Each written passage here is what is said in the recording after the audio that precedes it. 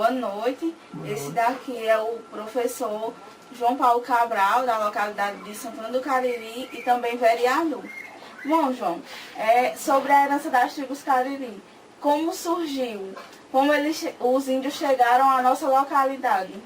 Bem, há relatos de historiadores que colocam que nossos índios cariris, vocês sabem que a transição do homem para o continente americano, obviamente se deu pelo Estreito de Bering, né? Que eles vêm da Sibéria, vêm para a América do Norte e vão descendo para o continente, o sul do continente americano, que é a América do Sul. Provavelmente chegaram nas margens do Rio São Francisco por volta do século X, século XII depois de Cristo. E seguindo o Rio São Francisco e os rios adjacentes, chegaram aqui na nossa região por volta do século XII, século XIV depois de Cristo. O que se tem notícia é que alguns desbravadores baianos já registraram a presença de índios aqui em 1650 a 1680, porque nossa ocupação se deu pela Casa da Torre de Dom Garcia d'Ávila, no sul da Bahia. Os exploradores que vieram do sul da Bahia, subindo o Nordeste, encontraram em nossa região as tribos cariris, que são 10 tribos. Havia uma tribo mãe que no passado dos séculos ela vai crescendo e a tribo ela vai se tornando tribos filhas e vão se desenvolvendo. E haviam 10 tribos cariris aqui, de origem do tronco cariri, em nossa região. Havia os inhamuns, havia os cariús, os sabujas, os cariris, que habitavam essa região aqui da Chapada do Araripe.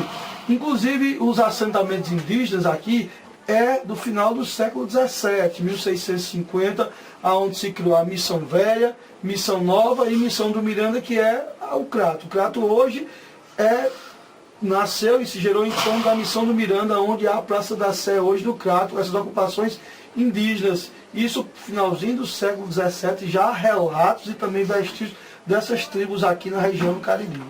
E ainda existem muitos índios?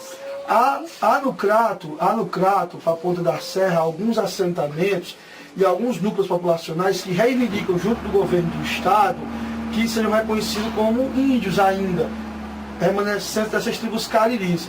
Mas interessante que por volta de 1850, 1860, José Martiniano de Alencar, que era padre e governador da província do Ceará, ele cria uma lei negando a existência de índios aqui ainda no Ceará. Essa lei é criada por conta de quê? Que havia necessidade de se expandir as áreas de cultivo.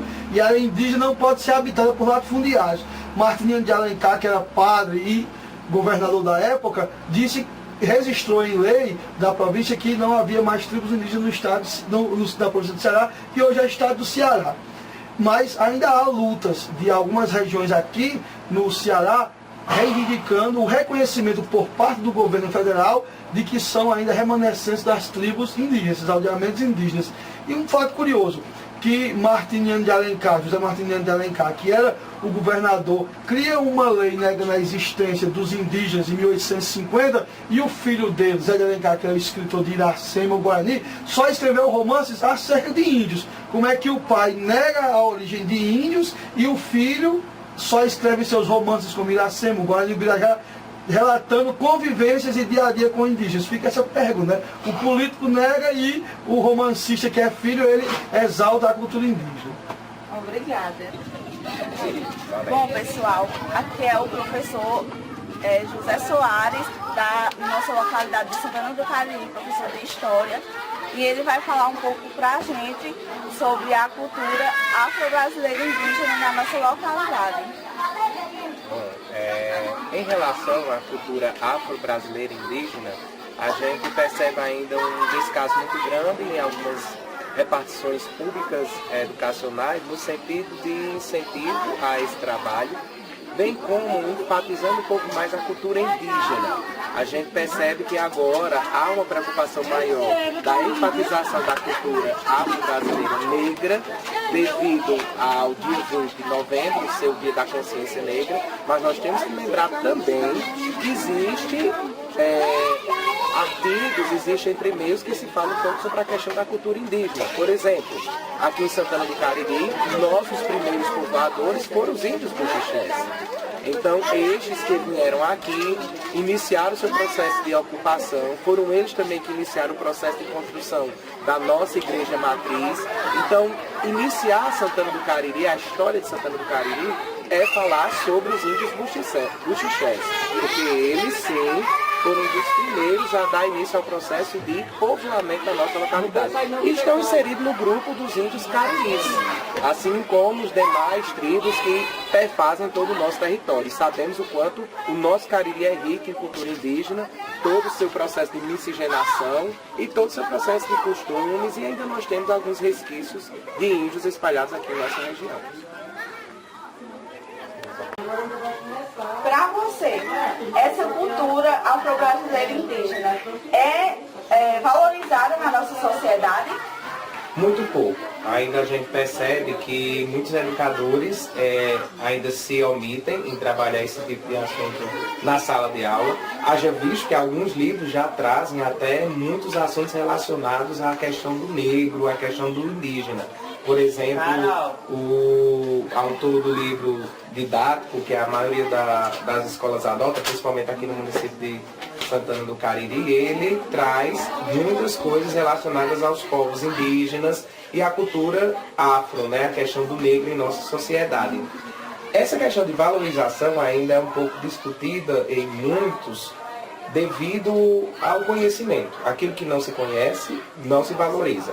Então, é necessário que se trabalhe mais essa cultura de valorização, é necessário que se enfatize mais, e a gente sabe que o mecanismo onde acontece realmente as mudanças é na educação. Então, é preciso que nós, enquanto educadores, possamos realmente trabalhar essas diferenciações, e também precisa-se que os alunos em si, os educandos, possam dar continuidade, que não pare só por aqui. Não só por um trabalho, e sim que se torne uma temática interessante e dê continuidade com o resto da vida educacional de cada um. E também já fizeram a lei para falarem do negro na escola ao todo, né?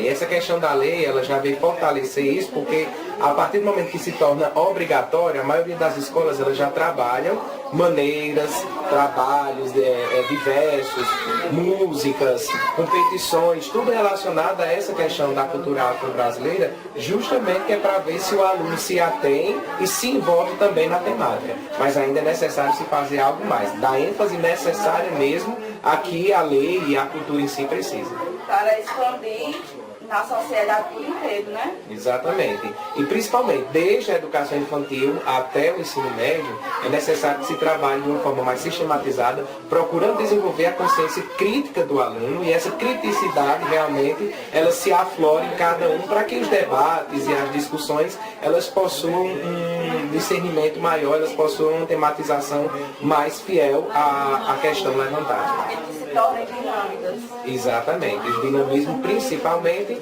pois caso não haja isso,